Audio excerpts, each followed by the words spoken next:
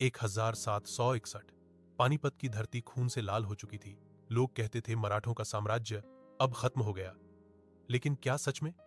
नहीं। सिर्फ कुछ सालों में मराठे फिर से उठ खड़े हुए और भारत के सबसे ताकतवर साम्राज्य बन गए।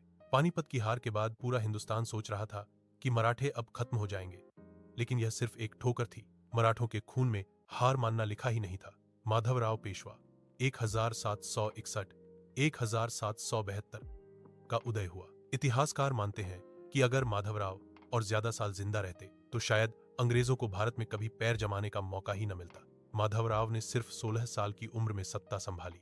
उन्होंने तेजी से सेना को संगठित किया, खोए हुए कलीले वापस लिए और मराठों की ताकत फिर से पूरे भारत में फैला दी। उनकी रणनीति इतनी अद्भुत थी कि पानीपत के सिर्फ 10 साल बाद मराठे फिर से दिल्ली पर काबिज हो गए। दूसरी तरफ अंग्रेज धीरे धीरे बंगाल और दक्षिण भारत में पैर जमा रहे थे। वे सोच रहे थे कि पानीपत के बाद अब उन्हें कोई नहीं रोकेगा, लेकिन सामने थे मराठे। 1775 से 1818 तक अंग्रेज और मराठों के बीच 3 बड़ी लड़ाइयां हुईं, जिन्हें इतिहास में एंग्लो मराठा वॉर्स कहा जाता है। पहली लड़ाई 1775 1782 अंग्रेज हार गए। दूसरी लड़ाई 1803 1805 अंग्रेजों ने चालाकी से बढ़त बनाई। तीसरी लड़ाई 1817 1818 यह निर्णायक थी, जहां अंग्रेजों ने मराठों को हराकर भारत में अपनी पकड़ मजबूत कर ली।